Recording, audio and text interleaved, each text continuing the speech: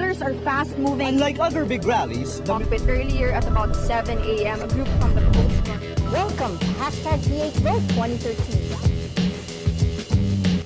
Today on Rappler, the Philippines will need at least 361 billion pesos or a little more than $8 billion after Typhoon Yolanda. However long it takes, the United States will remain committed. We will work closely with our friends in the Philippines to rebuild this region. U.S. State Secretary John Kerry announces an additional pledge of $24.6 million for rehabilitation. And European nations will deploy more troops to help stop the violence in the Central African Republic.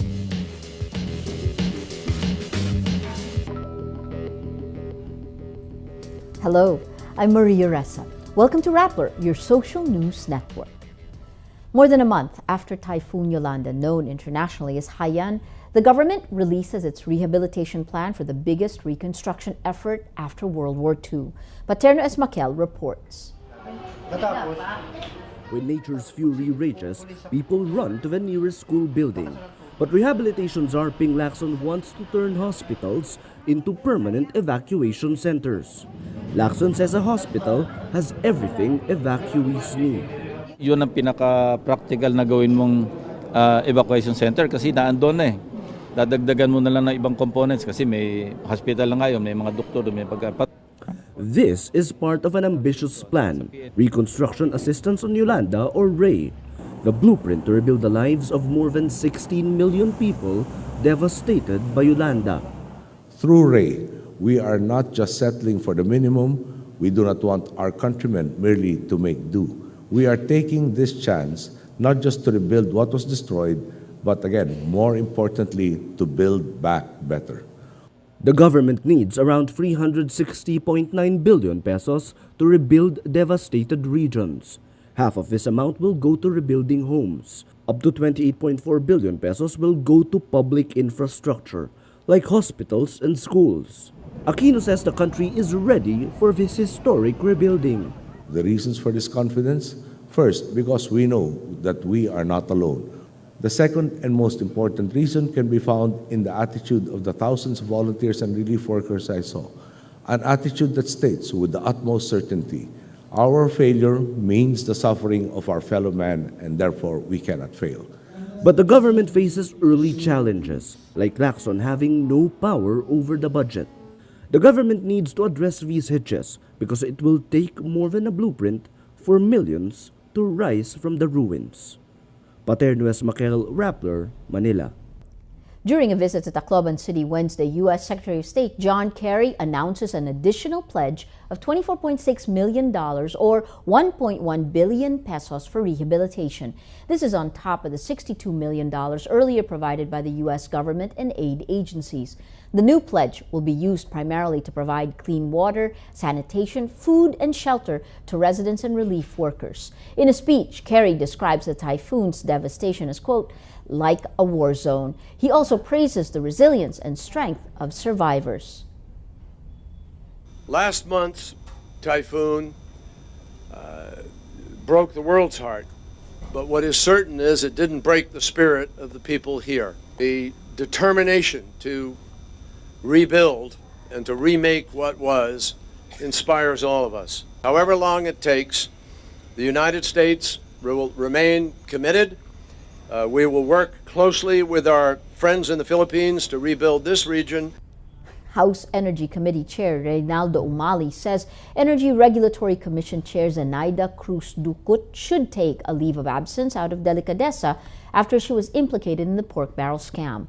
Ducut is named in the second batch of graft complainants on the pork barrel scam. She allegedly served as liaison between Congressman and scam mastermind Janet Lim Napoles, earning commissions from every fund endorsement received by fake NGOs. Critics also call for Ducut's resignation after her agency's suspicious approval of Meralco's power rate hike over a 3-month period. Ducut earlier snubbed the House Energy Committee's hearing on the proposed staggered Meralco rate hike approved by ERC.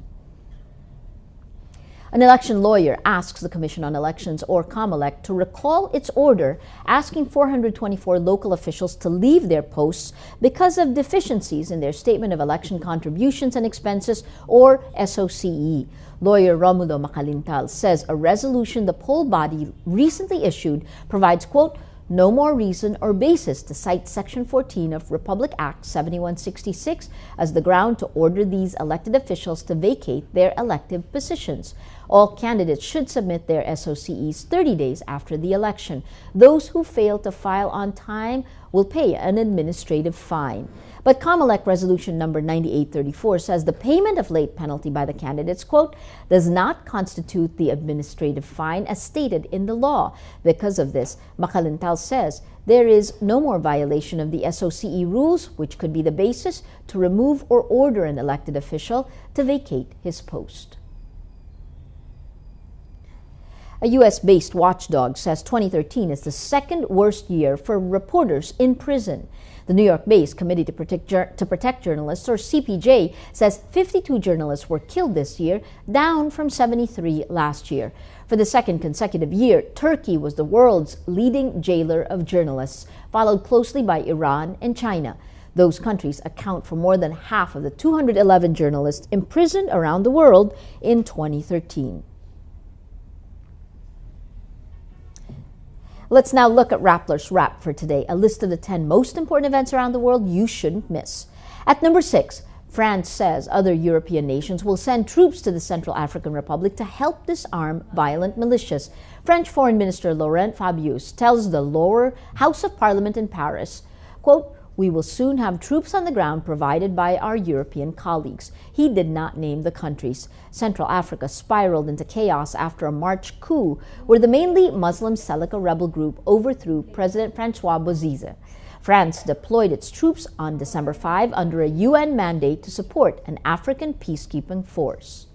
At number 8, Hollywood filmmaker Casey Neistat had $25,000 to spend for the promotion of the film The Secret Life of Walter Mitty, but he decided to use the money to help survivors of Typhoon Haiyan in the Philippines. The movie promotion budget provided 10,000 meals, tools for 35 villages, and medicines. Neistat also dedicates the video to the victims of the typhoon, whom he calls the most resilient people he has ever encountered. And at number 9, Nelson Mandela tops Google's list of the hottest searches for 2013, a look at the spirit of the times, or zeitgeist, online. Google Senior Vice President Amit Singhal says it's perhaps unsurprising that the number 1 trending search of 2013 was an international symbol of strength and peace, Nelson Mandela.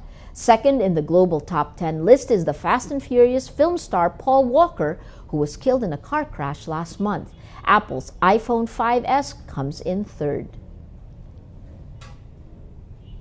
For the full top 10, visit Rappler.com's The Wrap.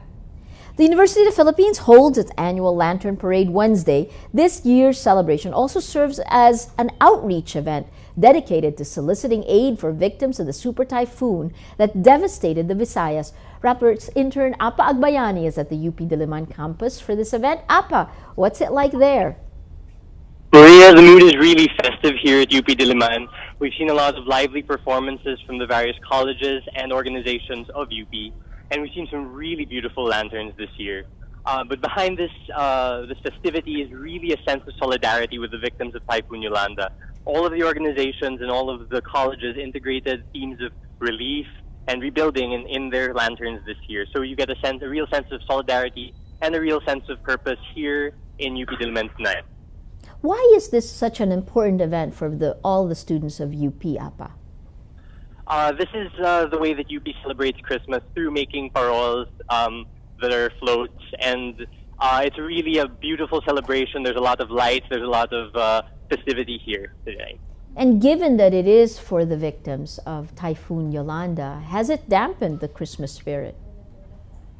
I'm sorry? Has it dampened the Christmas spirit, given that it's also for the victims of Typhoon Yolanda? I don't think so, because apart from the festivities, really a sense that everyone here is here to help the victims of Typhoon Yolanda. A lot of the materials from the lanterns will be donated to the victims of Typhoon Yolanda, and they're also raising funds. Okay. So it's still very festive, but it's yeah. Okay, Apa. Thanks so much. We've been speaking with Thank you. Apa Agbayani from the UP Diliman. Every story on Rappler has a mood meter, which gives you 8 emotions to choose from. Click how you feel, and your vote comes down to the mood navigator in the middle of the front page. That crowdsources the mood of the day. It also gives you the top 10 stories that have affected our readers and viewers the most. These 10 stories have gotten the most number of votes on their mood meter. If you take a look today, it is an interesting mix, green and blue. Very different from yesterday's red. Just last night, just around this time, 24 hours ago, you had Miss Philippines wins Miss International 2013. It is the story that's gotten the most number of votes. You have 82% happy.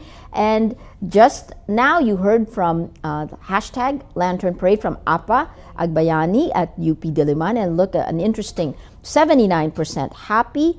This green pushed out in the mood of the day.